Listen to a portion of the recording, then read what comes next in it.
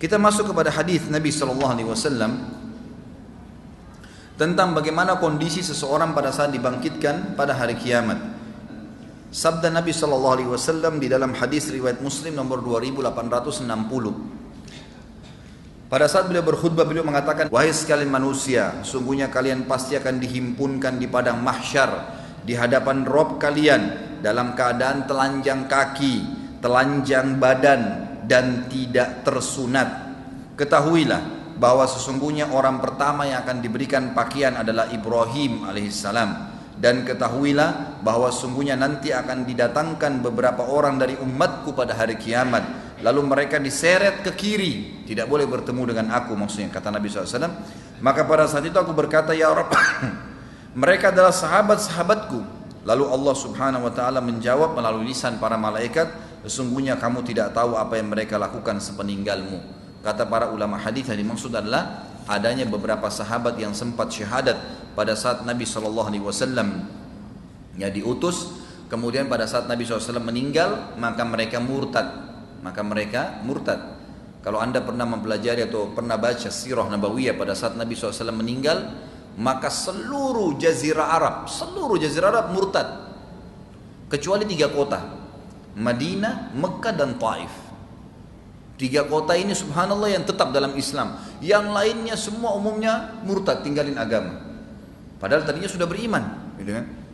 Lalu kemudian Abu Bakar radhiyallahu anhu mengutus pasukan yang memerangi mereka sampai akhirnya banyak yang kembali ke Islam dan banyak juga yang terbunuh dalam kekafiran. Yang paling terkenal 2 kisah, Musailamah Al-Kadzab yang mengaku sebagai nabi juga, dan ada Al-Aswadul Unsi.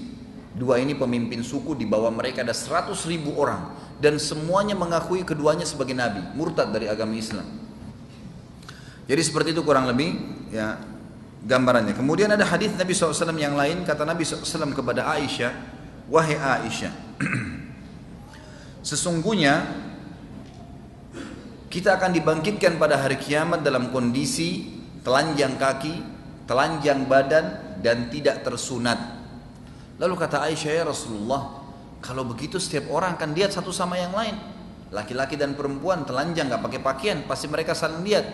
Kata Nabi SAW, wahai Aisyah, pada saat itu bukan seperti yang kau bayangkan. Gak ada lagi orang mau lihat auratnya orang lain, karena setiap orang hanya sibuk apakah dia akan ke surga atau ke neraka. Saya kasih contoh memahami hadis ini. Kalau terjadi kebakaran, ada orang lari telanjang, Bapak Ibu masih sibuk melihat auratnya? Ini kebakaran, kita bisa kebakaran, bisa mati kebakaran. Dia lari pada orang telanjang, tapi kita pun mau menyelamatkan diri.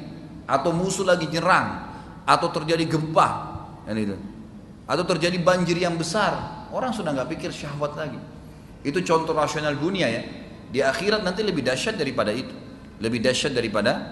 Jadi Allah Subhanahu Wa Taala menjelaskan kepada kita dalam banyak sebenarnya ayat Al-Quran. Di antaranya tentang kejadian mahsyar itu ada disebutkan dalam surah Al-Hajj, surah nomor 22 ya. Allah Subhanahu Wa Taala berfirman dalam surah Hajj ayat 1 pertama saya bacain. Hai manusia, takutlah kalian, tunduklah kalian kepada Tuhan kalian Allah yang tidak ada Tuhan selain Dia. Sesungguhnya goncangan hari kiamat itu kejadiannya sangat besar untuk kalian. Kalian tidak mampu menampung itu. Allah sudah ingatkan, ayat pertama surah Hajj. Ayat kedua Allah ceritakan lebih jauh. Ingatlah pada hari ketika kamu melihat kegoncangan itu. Semua wanita yang menyusui secara otomatis akan melempar anak yang disusuinya. Dan kalau ada wanita yang sedang mengandung, maka segera dia melahirkan atau akan gugur kandungannya. Serta kamu akan lihat manusia seperti orang mabuk semuanya, padahal mereka tidak mabuk, tetapi azabnya Allah sangat keras. Lebih jauh lagi, hadis yang lain adalah hadis yang diriwayatkan oleh Ibnu Majah nomor 4308. Kata Nabi SAW, akulah pemimpin anak Adam pada hari kiamat dan tidak ada kesombongan dalam itu. Betul-betul memang Allah kasih kepada aku, kata Nabi SAW. Dan akulah termasuk orang yang paling pertama dibangkitkan dari bumi dan tidak ada kesombongan di situ.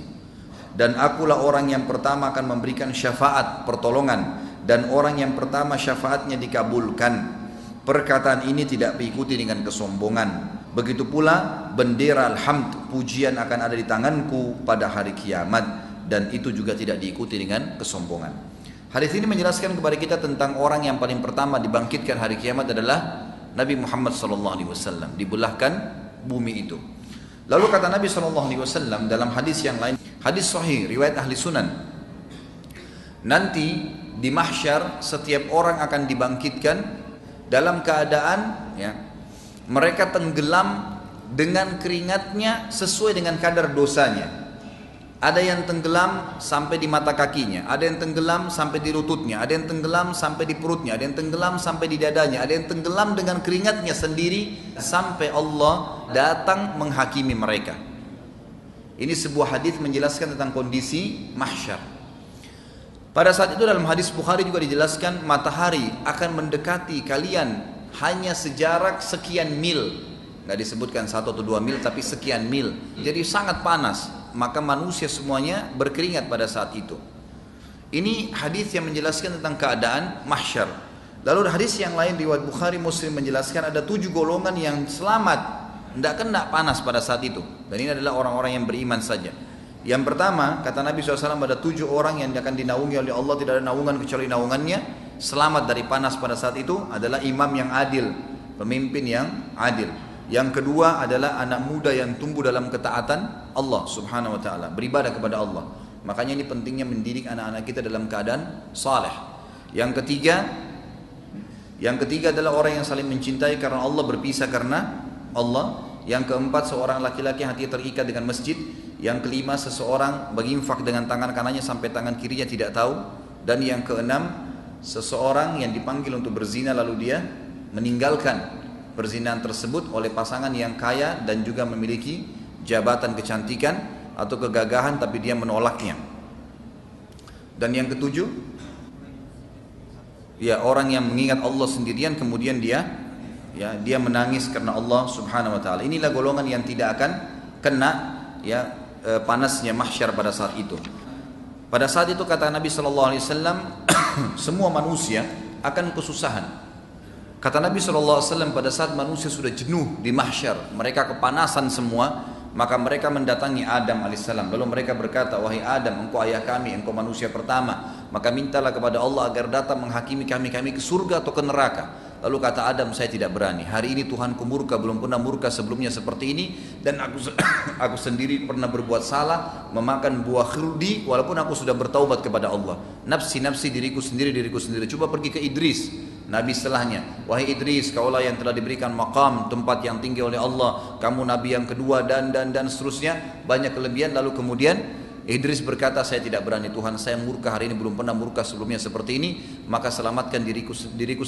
Pergilah, coba pergi ke Nabi Nuh terus mengatakan hal yang sama. Kemudian pergi ke Nabi Hud, Saleh, Syuaib, semua Nabi semuanya nolak. Kata Nabi SAW, tentu ada dialog panjang di sini, tapi yang jelas mereka semua nolak. Terakhir Isa AS, Isa berkata, saya tidak berani, pergilah coba kepada Muhammad.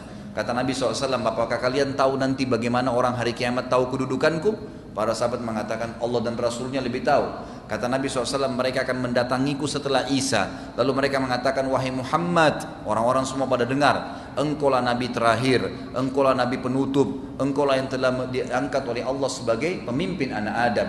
Mintalah kepada Allah agar datang menghakimi kami ke surga atau ke neraka. Lalu aku berkata, ana lahu, saya pemiliknya. Lalu Nabi kita Muhammad SAW mengatakan, saya datang ke bawah arsy-Nya Allah, kemudian saya sujud, kemudian saya dibukakan oleh Allah puji-pujian untuk Allah yang tidak pernah dibukakan untuk orang sebelum aku dan juga sesudahku. Lalu terdengar suara dari langit, kata Nabi SAW, Allahu alam berapa lama saya sujud, lalu terdengar suara dari langit, dari arsy-Nya Allah. Allah berfirman kepada Nabi SAW mengatakan, wah Muhammad, angkat kepalamu, berikan syafaat, maka kau akan diberikan syafaat. Maka pada saat itu Allah subhanahu wa ta'ala pun memberikan izin Nabi SAW, maka beliau memberikan 2 syafaat pertolongan. Pertolongan pertama adalah semua manusia dihisab pada saat itu ke surga atau ke neraka, dan yang kedua adalah beliau memberikan syafaat pertolongan untuk umatnya sallallahu alaihi wasallam agar bisa diselamatkan dari api neraka.